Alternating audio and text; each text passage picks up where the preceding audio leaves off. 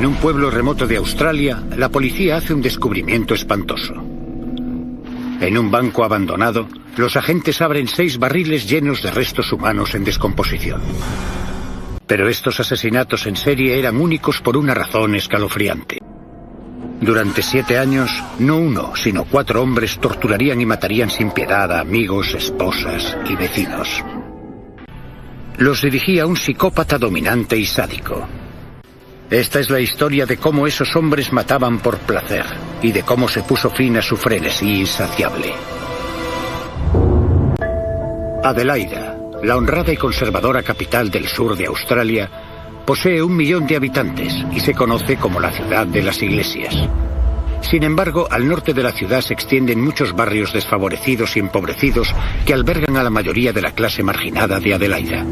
En noviembre de 1998, Elizabeth Haydon, esposa y madre de 7 hijos, desaparece de su casa de Salisbury North, una de las zonas más desfavorecidas de la ciudad. Se le pide al marido de Elizabeth Haydon, Mark, que acuda a la comisaría para prestar declaración y responder a las preguntas del detective Greg Stone. Señor Haydon, lo que no entiendo es que su esposa Elizabeth desaparezca. Y la única razón por la que sabemos que ha desaparecido es porque su hermano denunció la desaparición. Lo que quiero saber es por qué usted no lo hizo. Mire, hace una semana, mi compañero John Bunting dijo que mi mujer había intentado besarlo y él la había rechazado. Al día siguiente, ella se había ido. La declaración de Mark Haydon no convenció a los investigadores y comprobaron su versión de los hechos. John Bunting, un trabajador del matadero de 32 años de edad, corroboró la historia. El inspector jefe, Dennis Edmonds, recuerda por qué sus detectives desconfiaron. Su marido no parecía estar preocupado por dónde estaba ella o dónde podría haber ido. Tienes el presentimiento de que algo va mal. No estás seguro de qué se trata, pero tu trabajo es averiguar qué está pasando. El segundo nombre de la declaración de Haydon enseguida alerta a los agentes. Ella se marchó y al día siguiente me quedé en casa de mi amigo Robert Wagner. Robert Wagner, de 27 años y desempleado, ya era conocido por la policía. En 1997 se denunció la desaparición de su compañero sentimental homosexual Barry Lane. Al comprobar las cuentas bancarias de Lane, la policía encontró algo sospechoso. Jeremy Putney era periodista y estaba trabajando en Adelaida en aquel momento. La policía instaló una cámara de vigilancia y durante el transcurso de unos pocos meses obtuvieron imágenes de alguien retirando dinero de la cuenta de Barry Lane.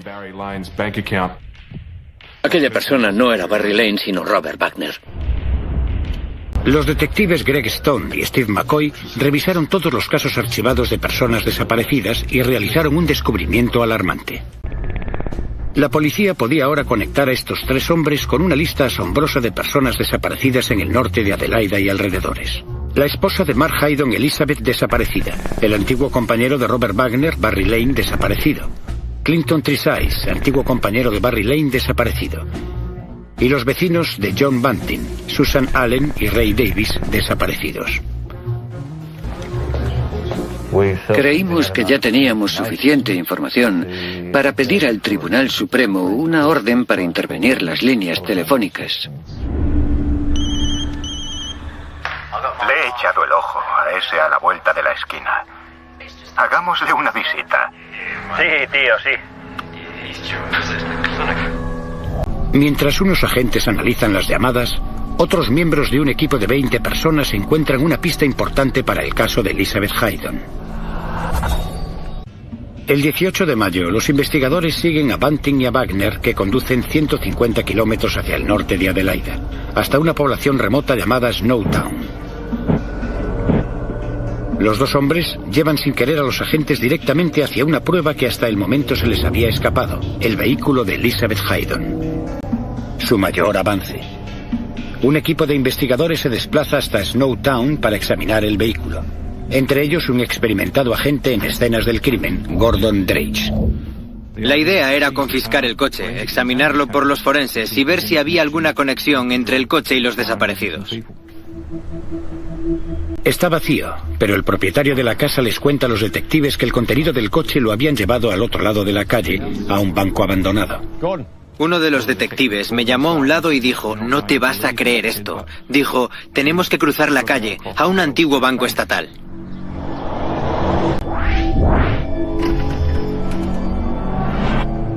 El banco es un almacén provisional de ordenadores y equipos electrónicos, pero los agentes están mucho más interesados en entrar en la cámara de seguridad. Cuando abrimos la puerta nos encontramos con una pared cubierta por un plástico negro, sujeto con celo por los bordes y con un corte justo en el centro.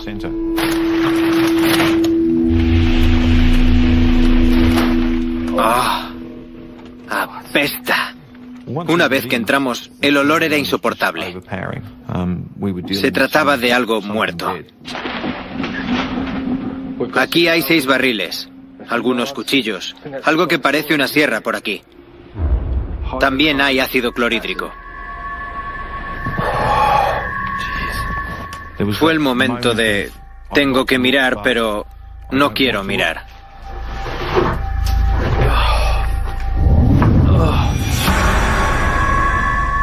El primer barril contiene restos humanos. La policía tenía que mantener el escalofriante descubrimiento alejado de la prensa mundial porque se preparaban para llevar a cabo una redada en las casas.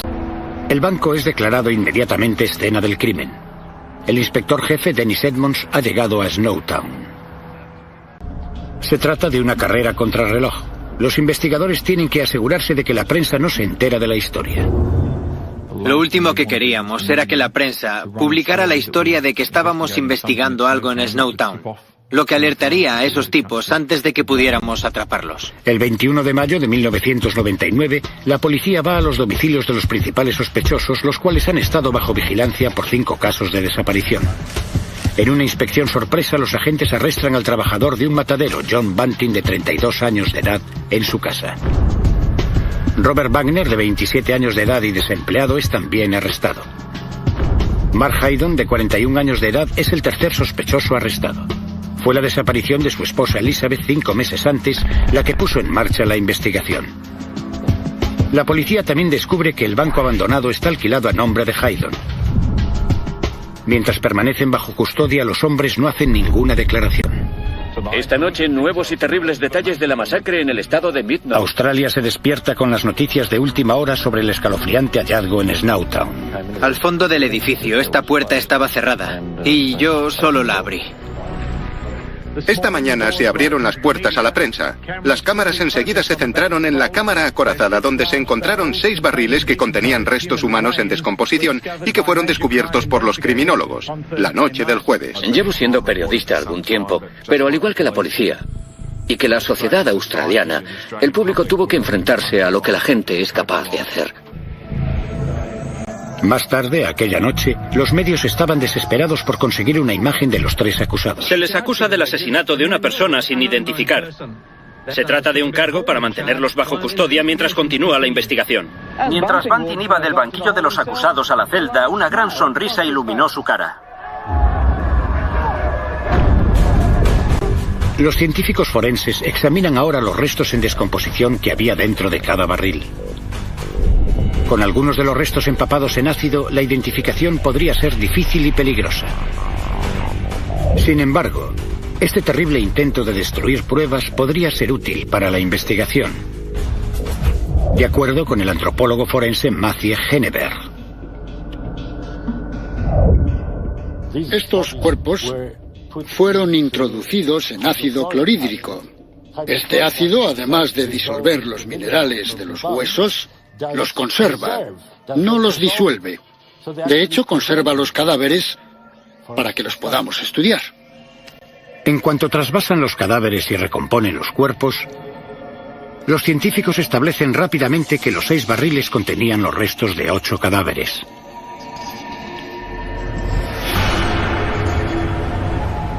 El proceso forense no había hecho más que empezar cuando la investigación da un giro devastador. El 22 de mayo, un día después de los arrestos, la policía recibe una llamada anónima. Se encontraron 2 cuerpos, lo que aumentaba el número de víctimas a 10. La policía no tiene más datos acerca de los móviles, ya que los 3 hombres bajo custodia continúan sin decir nada. La policía está presionada para obtener respuestas. Centra su atención en James Blasakis, de 19 años, el hijo de la compañera de John Bunting, y que vive en la misma dirección en Waterloo Corner Road. Una vez bajo custodia, Blasakis habla, pero está aterrorizado. No se lo he dicho a nadie porque no quiero que me maten. Blasakis cuenta cómo Bunting había fanfarroneado de haber matado a un joven a principios de los 90. Tío, no te quedes en la puerta, siéntate. ¿Puedo poner la tele? Sí, claro, tío, por supuesto. Pero Blasakis no puede proporcionar un nombre para la que la policía cree que es la primera víctima de Bunting. Comparando los detalles cruciales del asesinato con el informe forense de unos restos encontrados en una granja cercana a Lower Light en 1996, 3 años antes, la policía identificó a la víctima como Clinton Tresize, un joven de 22 años sin domicilio fijo. Se trataba de una prueba crucial para la policía. No obstante, empezaron a unir las piezas de un mundo oscuro que se situaba en los márgenes de la respetable Adelaida. Jamie Blasakis había sido víctima de abusos sexuales por parte de su hermanastro Troy y de su vecino Jeffrey Payne. Cuando Blasakis tenía 14 años, John Bunting comenzó una relación con su madre Elizabeth. Mientras estuvo bajo custodia, el psiquiatra Paul Mullen lo evaluó. Bunting comenzó una relación con la madre de Blasakis y este adoptó el papel de padre para este joven adolescente, un padre al que nunca había conocido. Esto cautivó al joven Blasakis. A través de Blasakis, los investigadores consiguieron una primera visión del carácter de John Bunting y de cómo fanfarroneaba de sus actos violentos, incluso del asesinato. John me contó lo que había hecho. Creí que si lo contaba, John me mataría. Alguien que conocía bien a Bunting es el padrastro de Blasakis, Marcus Johnson. Era el hombre más extraño que haya conocido. Era muy inteligente y tenía una habilidad para manipular tremenda. En la casa que compartía con su compañera Elizabeth Harvey, en el 203 de Waterloo Corner Road, Bunting era el centro de atención de su pequeño círculo formado por Robert Wagner, Mark Haydon y Jamie Blasakis. Maricones y pedófilos. Están por todas partes. Este lugar está lleno de esa gente. Blasakis reveló a los investigadores que 5 años después de que Bunting cometiera su primer crimen en 1992, estaba preparado para matar de nuevo, y esta vez tenía un servicial compañero de crímenes. Ambos hombres salieron en busca de su próximo objetivo, Ray Davies, de 26 años, un hombre trastornado y con deficiencia intelectual que vivía cerca de Bunting.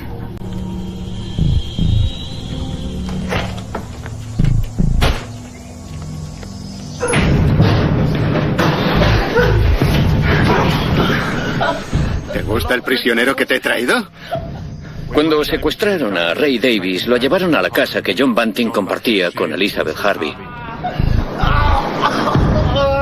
Y fue allí donde lo asesinaron, estrangulándolo hasta la muerte.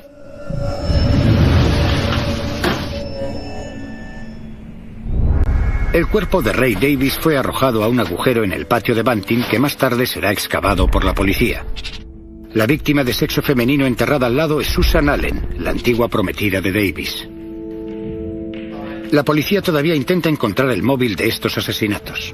Sin embargo, descubren que una semana después de su muerte se vende la caravana de Ray Davies y las pruebas encontradas en la casa de Bunting demuestran que éste accedió a las cuentas bancarias de las 2 víctimas.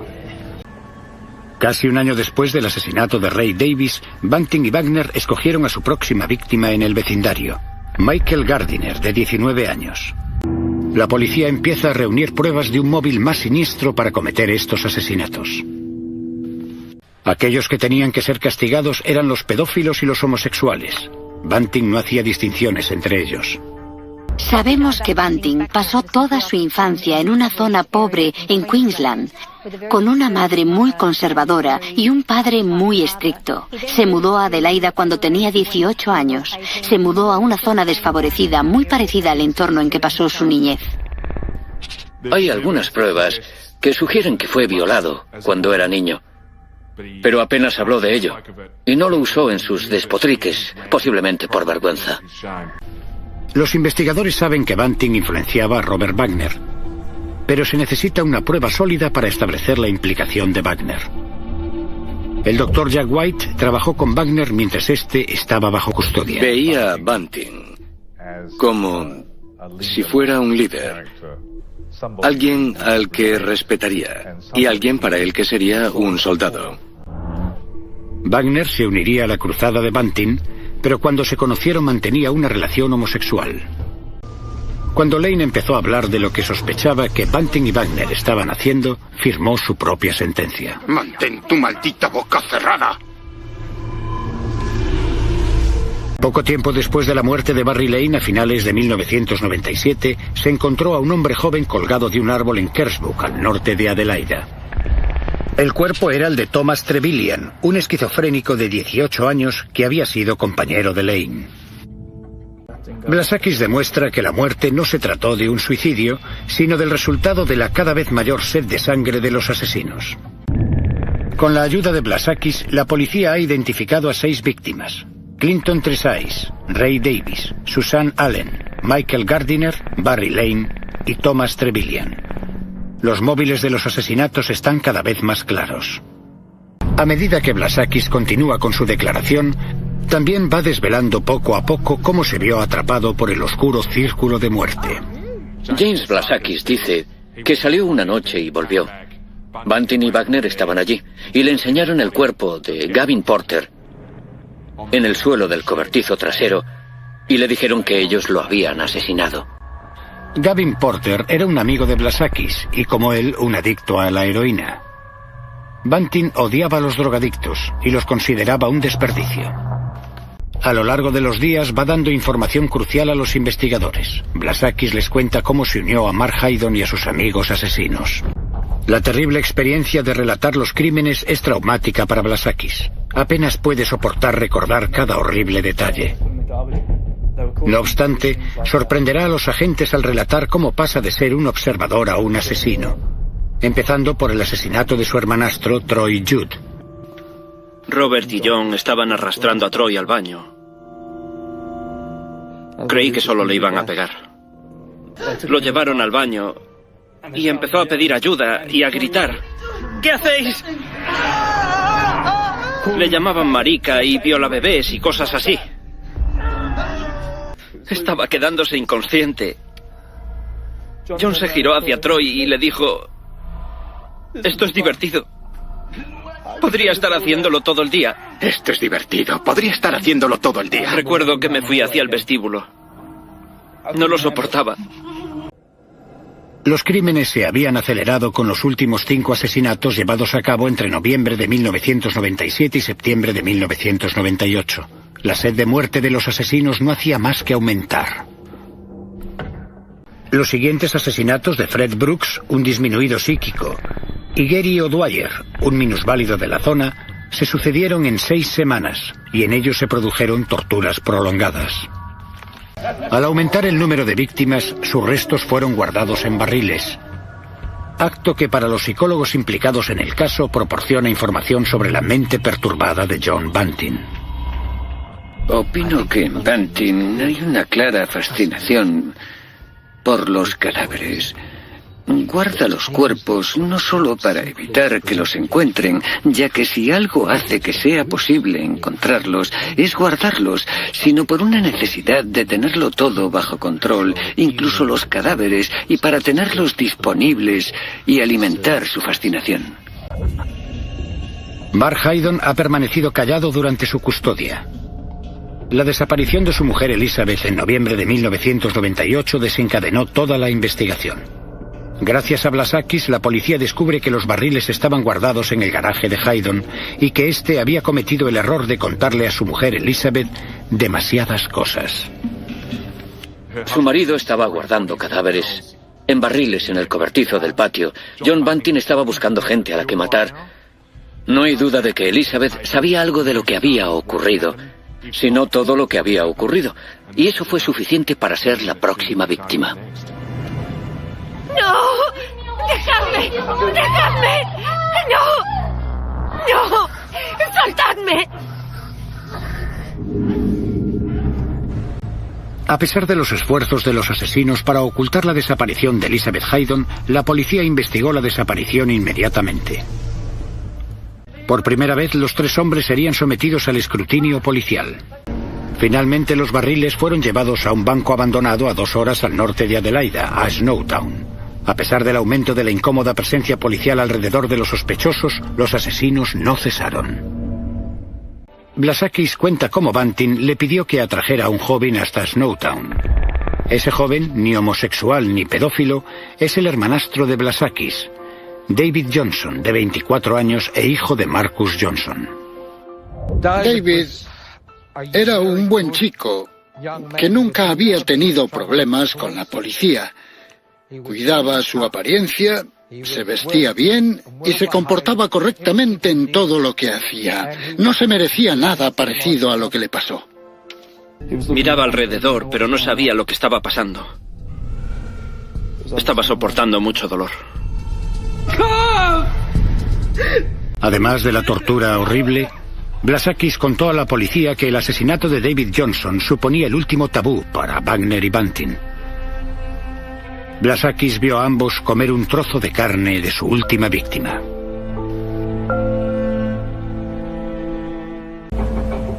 El 2 de junio de 1999, tras 6 días traumáticos dando pruebas perturbadoras a la policía, James Blasakis es acusado de asesinato. Su testimonio es crucial en el caso contra sus compañeros asesinos. El 2 de julio, John Bunting, Robert Wagner y Mark Haydon son acusados conjuntamente de 10 asesinatos. Australia entera espera el juicio más espeluznante de la historia criminal del país. A medida que el público recibe más detalles espantosos sobre los asesinatos, la revelación de que Bunting podría haber sido atrapado tras su primer asesinato estremece al país. El juicio de los cadáveres de los barriles empieza en 2001. Será un proceso muy largo. El 21 de junio de 2001, Jamie Blasakis se presenta en el juzgado para enfrentarse a 4 acusaciones de asesinato. Su confesión a la policía constituye la base del caso de la acusación. Blasakis se declaró culpable de las 4 acusaciones de asesinato por haber participado en los asesinatos de su hermanastro Troy Judd, Fred Brooks, Gary O'Dwyer y de su hermanastro David Johnson. Blasakis fue condenado a 26 años de cárcel. Blasakis volvió a los juzgados para subir al estrado 32 días y testificar en contra de los otros acusados. Es de gran ayuda tener un testigo estrella cuando se juzga a asesinos en serie.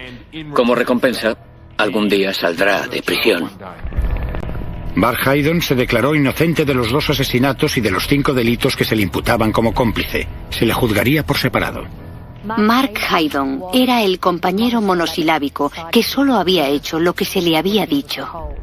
Tuvo su propio juicio y simplemente estuvo sentado mirando al suelo. Las acusaciones de asesinato contra Haydon fueron desestimadas, pero se le declaró culpable de todos los cargos como cómplice. El juez lo desestimó por tratarse de un sirviente pasivo y fue condenado a 25 años de prisión. En octubre de 2002 empiezan los juicios de Robert Wagner y John Bunting. Robert Wagner, acusado de 11 asesinatos, se declara culpable de 3 de ellos e inocente del resto de las acusaciones.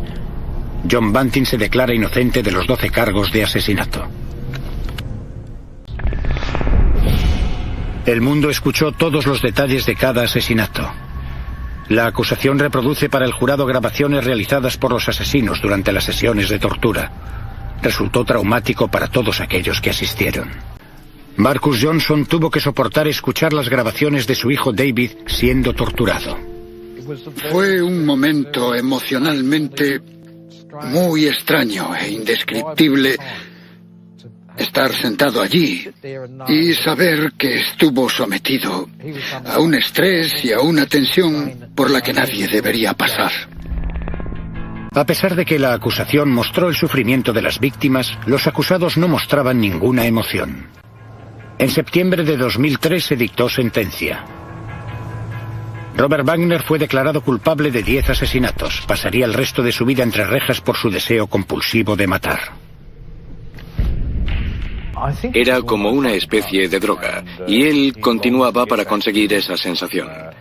Creo que quizá era por eso por lo que seguía matando. John Bunting fue declarado culpable de 11 asesinatos. El jurado no fue capaz de alcanzar un veredicto en cuanto a la causa de la muerte de una de las víctimas, Susan Allen. Al igual que Wagner, nunca será puesto en libertad. El caso está cerrado. Hay 4 hombres en prisión y 12 víctimas mortales. ¿Pero se podrían haber detenido antes los asesinatos? En 1994 se encontraron los restos de la primera víctima de Bunting, Clinton Tresize. A pesar del llamamiento nacional, se tardaron 5 años en identificar los restos.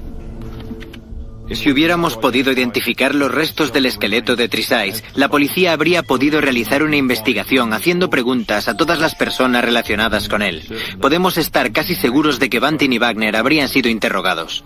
La policía pidió ayuda en la identificación de los restos al profesor Hanever.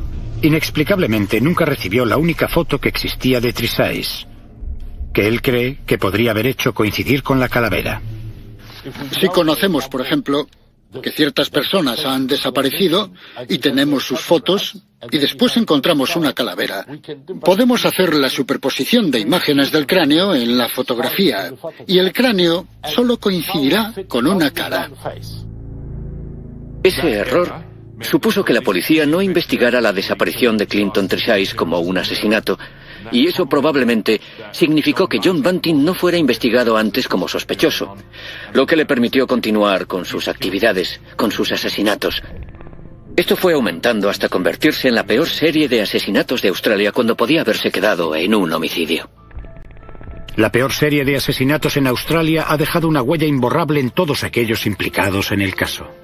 La historia de Snowtown puede que haya acabado para la gente, pero para mí, que la cubrí, nunca terminará.